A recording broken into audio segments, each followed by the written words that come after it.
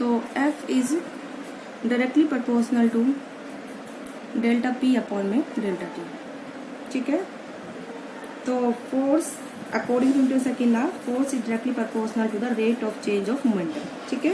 और जब भी प्रोपोर्शनलिटी हटता है बेटा, एक क्या आता है, कांस्टेंट आता है। जब भी हम प्रोपोर्शनलिटी साइन हटाते हैं तो बेटा क्या आता है, कांस्टेंट। वो कांस्टेंट हम यहाँ पर क्या लिख रहे हैं, के, ठीक है। तो प्रोपोर्शनलिटी साइन हटाएंगे तो हमारा क्या आएगा बेटा, कांस्टेंट। तो F इज इक्वल टू के डेल्टा P अपॉन में डेल्टा T, ठीक है। तो ये जो कांस्टेंट के है बेटा, इसकी वैल्यू कितनी आती है बेटा, 1 आती है। कितनी आती है, 1। तो यूनिट जो वैल्यू ऑफ के है जो बेटा कितनी है, वो 1 आती है। The value of K is 1,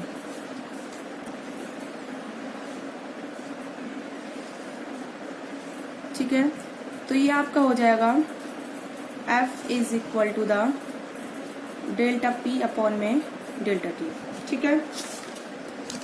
अब अगर हमारा चेंज इन मोमेंटम क्या है बेटा, वेरी स्मॉल, ठीक है। अगर हम लिमिट लें, if limit delta T tends to 0, हम लिमिट क्या ले ली, जो हमारा टाइम इंटरवल है बेटा वो कहाँ है, 0 की ओर है, ठीक है। हमने लिमिट ले ली।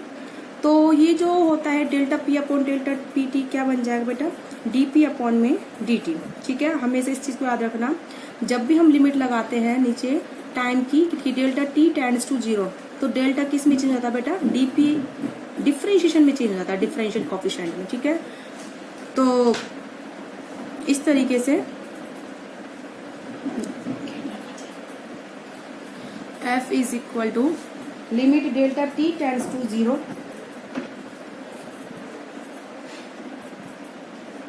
डेल्टा P अपॉन में डेल्टा T, ठीक है। जब भी हम लिमिट लगाते हैं तो हमारा डेल्टा किस में चेंज होता है बेटा, डेरिवेटिव में चेंज हो जाता है। तो ये हो जाएगा आपका dP अपॉन में dt। ये dP अपॉन dt क्या है, dP अपॉन dt को बोलेंगे बेटा, dP upon dP is differential coefficient. क्या है बेटा, ये डिफरेंशियल कोफिशिएंट ऑफ मोमेंटम, ठीक है। dP अपॉन dt क्या है बेटा, differential coefficient of momentum with respect to time t,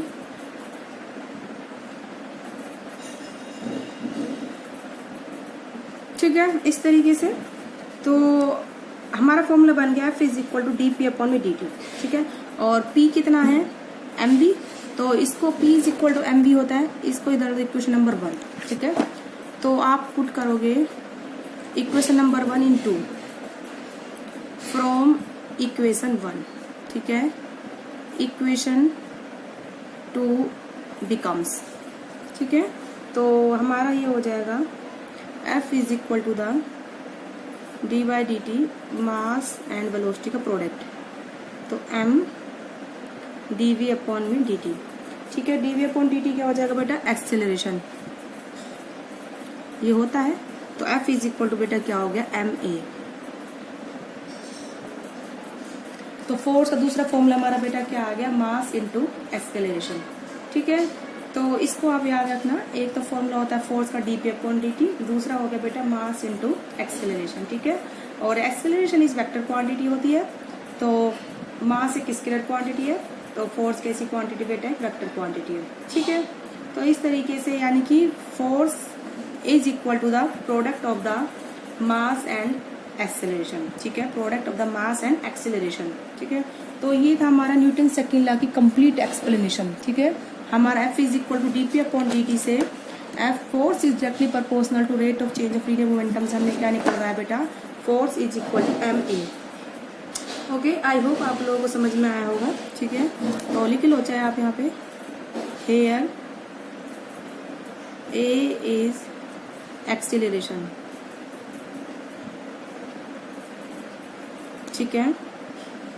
और फोर्स कैसी क्वांटिटी, वेक्टर क्वांटिटी है, ठीक है। अब आता है कोई, इसके लिए मैं आपको एक क्वेश्चन कराती हूँ, ठीक है। क्वेश्चन इस तरीके से है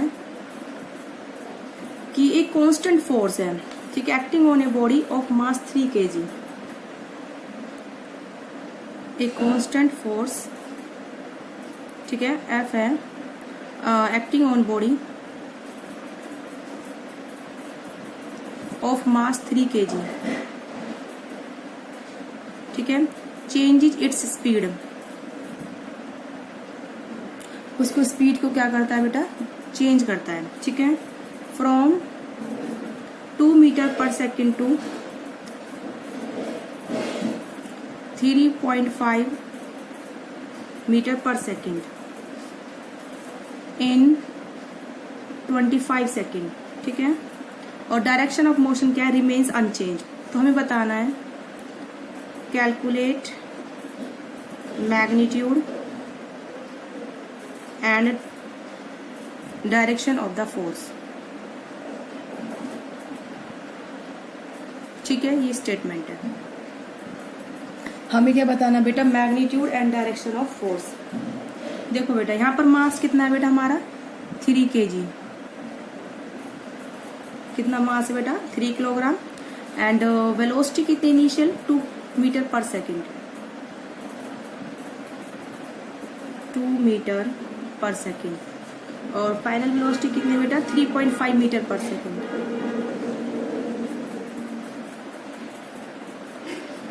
ठीक है, अब है इसके बाद टाइम कितना है 25 सेकेंड, टाइम कितना है 25 सेकेंड है। तो हमें फोर्स निकालना है, ठीक है। अभी हमने बताया फोर्स इज इक्वल टू होता है मास इनटू एक्सेलरेशन, और एक्सेलरेशन जो होता है, acceleration final velocity minus initial velocity upon में total time. This is the formula of acceleration, ठीक है बेटा। तो हमारी यहाँ पर फाइनल वेलोसिटी गिवन है, इनिशियल वेलोसिटी गिवन है, और टाइम भी हमें गिवन है, ठीक है। तो मास कितना है 3 kg, फाइनल वेलोसिटी है 3.5, इनिशियल वेलोसिटी है 2, और टाइम बेटा कितना है 25। जब हम इसको सोल्व करेंगे तो हमारा आएगा बेटा 0.18, ठीक है। तो फोर्स कितना आ गया 0.18 न्यूटन।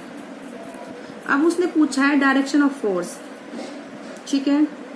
तो जिस डायरेक्शन में मोशन होता है उसी डायरेक्शन में बेटा क्या हम फोर्स अप्लाई करते हैं। ऑफ कोर्स जिस डायरेक्शन में फोर्स लगा रहे हैं उसी डायरेक्शन में मोशन होता है। और उसने बोला भी है कि जो ये फोर्स है वो डायरेक्शन को चेंज नहीं कर रहा, मीन्स जिस इनिशियल वेलोसिटी जिस डायरेक्शन में थी उसी डायरेक्शन में हमारी फाइनल वेलोसिटी होगी, तो मतलब डायरेक्शन हमारी चेंज नहीं होगी। तो फोर्स किस डायरेक्शन में लगेगा, along the direction of motion. Force acting along the direction of motion, तो किस डायरेक्शन में लगेगा बेटा, along the direction of motion. तो इस तरीके से हमने ये करा, ठीक है। अब इसके बाद जो हमारा आता है नेक्स्ट टॉपिक आता है बेटा इम्पल्स। क्या आता है बेटा नेक्स्ट टॉपिक हमारा इम्पल्स। तो लेट्स स्टार्ट।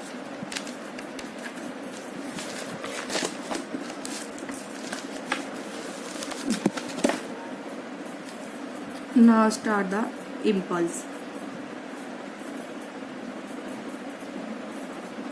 देखो बेटा इम्पल्स क्या होता है। इम्पल्स देखिए, पहले तो मैं इसके एग्जांपल बताती हूँ। कोई भी फोर्स है जो शॉर्ट टाइम के लिए किसी बॉडी पर लगता है उसको हम क्या बोलते हैं, इम्पल्सिव फोर्स। वैसे फोर्स तो नॉर्मल होता ही है, कोई लॉन्ग टाइम के लिए लगता है, काफी मतलब लॉन्ग टाइम के लिए लगता है, शॉर्ट टाइम के लिए भी।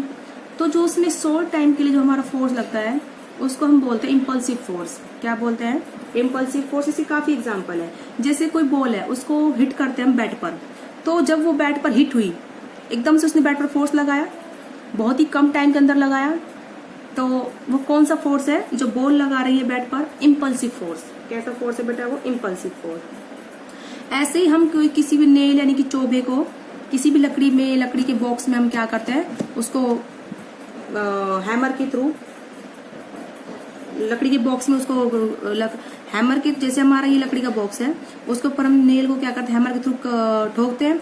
तो जैसे आप उसको बीट करते हो हैमर के थ्रू नेल को, तो जो नेल पर जो फोर्स लगा रहे हो हैमर के थ्रू, तो एकदम से लगाते हो, तो वो कैसा फोर्स है, इम्पल्सिव फोर्स। सबसे बेस्ट एग्जांपल आपके सामने कौन सा है, जैसे बॉल टच करती है बैट को आप बॉल फेंकते हो, बॉल बैट पे टच होती है, तो उस टाइम जब बॉल लगाती है बैट पर फोर्स बहुत कम टाइम के लिए लगाती है, दैट इज इम्पल्सिव फोर्स। ठीक है, तो इम्पल्सिव फोर्स और जो है बेटा देखो इसकी वैल्यू लगातार चेंज होती है।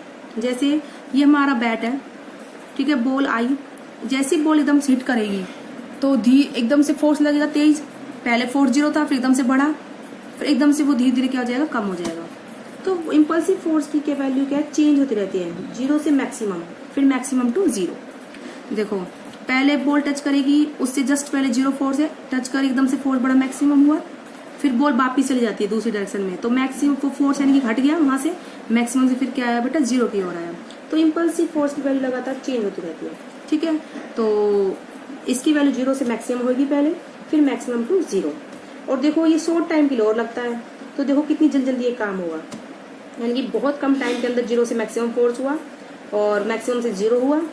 तो इस तरीके से आपको और बहुत कम टाइम के लिए लगता है। तो इम्पल्सिव फोर्स मेजर करना हर मतलब जैसे मान लो विद इन 1 सेकंड में सब काम हो गया, 0 से मैक्सिमम, मैक्सिमम 0, तो 1 सेकंड से बीच की बात थी यानी कि 0.5 सेकंड, आप उस टाइम ये नहीं बता सकते कि फोर्स कितना था। तो हम इसलिए इसमें टोटल फोर्स की मेजर कर सकते हैं, टोटल इम्पल्सिव फोर्स की पूरे दौरान कितना रहा, ये नहीं बता सकते। 0 से मैक्सिमम हुआ, मान लो इनिशियली 0 न्यूटन फोर्स था, मैक्सिमम 10 न्यूटन हो गया, तो आप इसके बीच की वैल्यू नहीं बता सकते कि उस टाइम किसी भी टाइम पर 9 न्यूटन कब था, 8 न्यूटन कब था, क्योंकि बहुत कम टाइम के लिए लगता है, तो हम नहीं कर पाते इतना मेजर। तो इसलिए हम इसमें एवरेज फोर्स ही निकाल पाते हैं, टोटल फोर्स ही। ओके, तो लिखिए इम्पल्स क्या होता है, पहले तो इम्पल्सिव फोर्स बताती हूँ मैं पहले। The force which act for small time,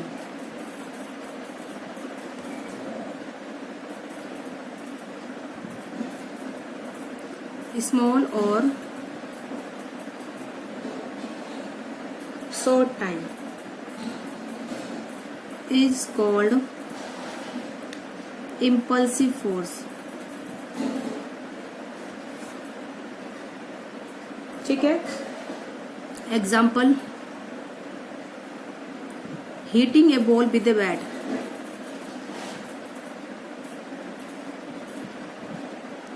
hitting a ball with a bat। Okay, example हो गया। अब इसमें एक की पॉइंट लिख लीजिए, impulsive force does not remain constant.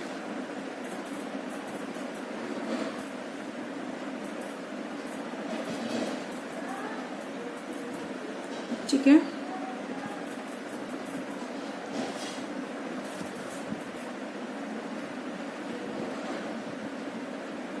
ये कांस्टेंट नहीं होता, इसकी वैल्यू 0 से मैक्सिमम और मैक्सिमम से 0 होती है।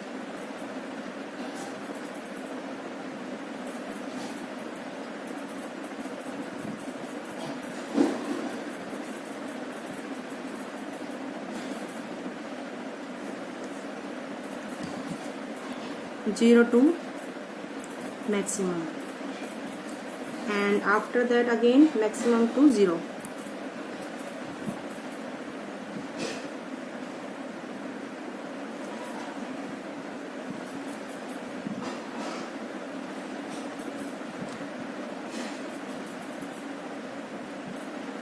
And then from maximum to 0।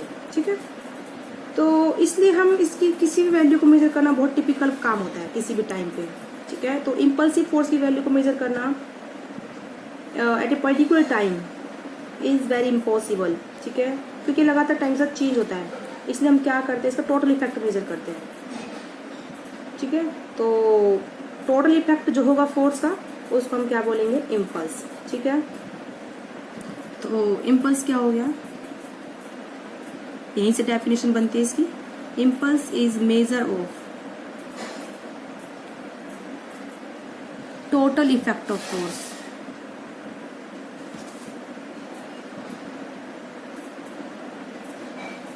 तो इम्पल्स क्या है, measure of total effect of force. ठीक है, तो इसको देते कैसे हैं, या इसको mathematically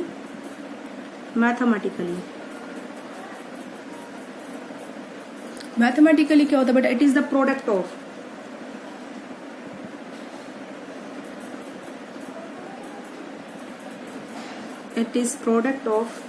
average force and time for which force act on the body, and the time for which force act on the body.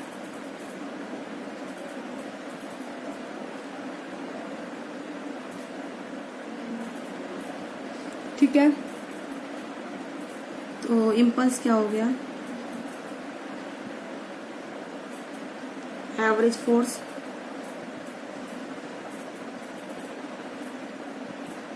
Multiply by time.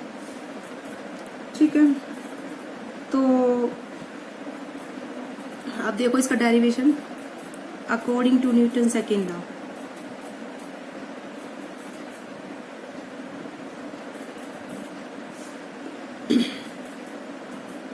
F is equal to the dp upon में dt।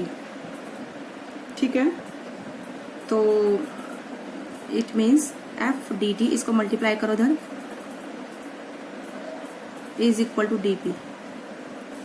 ठीक है, अब integrate करो both side.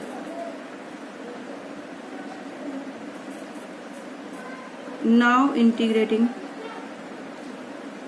Both side within limit।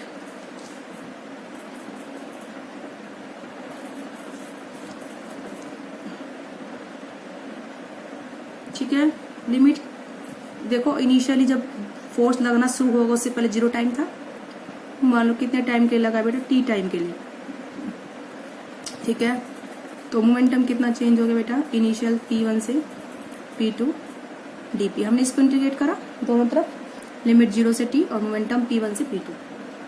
ठीक है, तो p1 linear momentum कब है बेटा, p1 is the linear momentum at time t is equal to 0 and p2 is the linear momentum at time t। ठीक है, इस तरीके से हमने इसको क्या कर दिया बेटा, इंटीग्रेट। ठीक है, ये वेक्टर क्वांटिटी तो वेक्टर्स लगा दिए मैंने। अब देखो फोर्स हमने क्या मान लिया, एवरेज फोर्स लेके चलेंगे इसमें। ठीक है, मैंने पहले बता दिया था कि इसे पर्टिकुलर टाइम का फोर्स हम नहीं बता सकते, तो हम टोटल एवरेज फोर्स लेके चलते हैं इसमें। तो ऐसा लेके चलिए, इफ एफ ए बी यानी कि एवरेज इज कांस्टेंट फोर्स। ठीक है, तो ये कांस्टेंट बाहर आ जाएगा, लिमिट हो जाएगी 0 से t into B D T. ये p1 से p2 dp। ठीक है, तो dt का इंटीग्रेशन कितना हो जाएगा, t लिमिट 0 से t। ठीक है, और dp का इंटीग्रेशन p और लिमिट हो गई बेटा p1 से p2। F average t minus 0 यानी कि t, और ये p2 माइनस p1। ठीक है, तो average force into time is equal to the change in momentum. ठीक है, और ये जो है average force, it product of average force and time, इसी को हम क्या बोलते हैं, इम्पल्स। वो कितना आया बेटा, चेंज इन मोमेंटम के बराबर आया। मैंने पहले लिखवाई थी डेफिनेशन कि इम्पल्स की जो वैल्यू है mathematically, product of average force and time. Product of average force and time, इसको हम क्या बोलेंगे, इम्पल्स। ये कितना आया बेटा हमारा, ये चेंज इन मोमेंटम के इक्वल। ठीक है, तो आप इसको लिख देना, हैंस आई इम्पल्स एक average force into T is equal to p2 minus का p1। ठीक है, तो इम्पल्स क्या है, इम्पल्स क्या हो गया, is measure of change in momentum. Impulse is measured by the total change in linear momentum.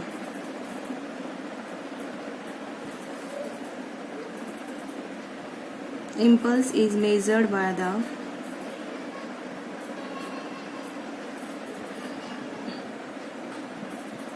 Total change in linear momentum, ठीक है, प्रोड्यूस्ड ड्यूरिंग द इम्पैक्ट।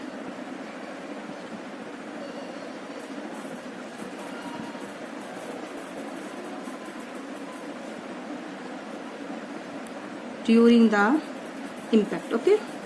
तो इम्पल्स जो है इसकी वैल्यू पॉजिटिव भी, जीरो भी, नेगेटिव भी दोनों हो सकती है। और ये वेक्टर क्वांटिटी, क्योंकि मोमेंटम वेक्टर क्वांटिटी है तो ऑफ कोर्स इम्पल्स भी क्या है, वेक्टर क्वांटिटी है, क्योंकि इम्पल्स हमारा किसके बराबर आया है, चेंज इन मोमेंटम, ओके। इसका dimensional formula, it's dimensional formula, momentum की डायमेंशनल फॉर्मूला होता है LMLT-1, वही इसका डायमेंशनल फॉर्मूला होगा, ठीक है। तो इस तरीके से आप कर सकते हो इम्पल्स को मेजर। तो ये था आज की वीडियो में बेटा, तो आई होप आप लोगों को समझ में आया होगा। इसमें एक की पॉइंट हो लिख लीजिए नोट बना के।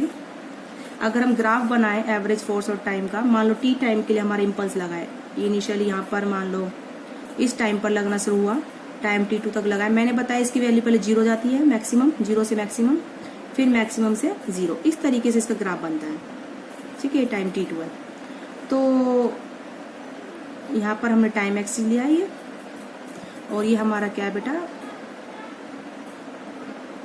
फोर्स, ठीक है। तो एवरेज फोर्स और जो टाइम है, ये था ना एवरेज फोर्स और टाइम इम्पल्स, तो यानी कि इसका area force into time multiply करोगे तो एरिया किसके बराबर आएगा बेटा, इम्पल्स के बराबर आएगा। किसके बराबर आएगा, इम्पल्स के बराबर।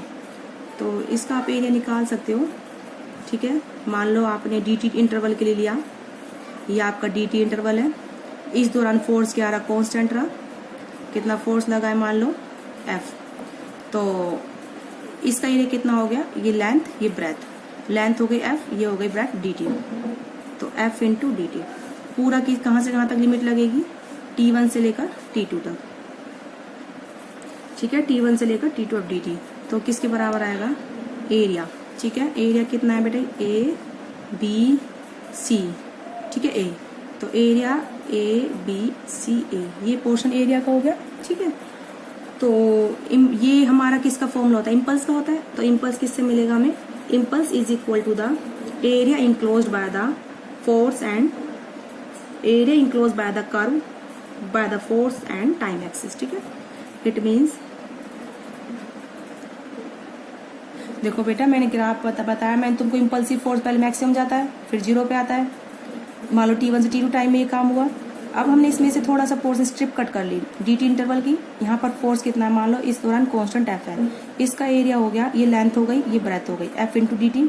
पूरे के लिए आप क्या करते हो बेटा, इसको क्या कर दोगे, इंटीग्रेट कर दोगे लिमिट T1 से लेकर T2, तो उससे एरिया निकल जाएगा, ठीक है। तो यानी कि ये हमें इम्पल्स का फॉर्मूला होता है हमारा। तो इम्पल्स किसके बराबर हो गया, area enclose bye the force and time का, ठीक है।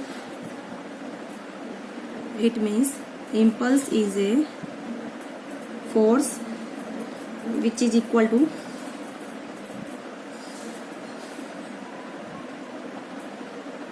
area enclosed by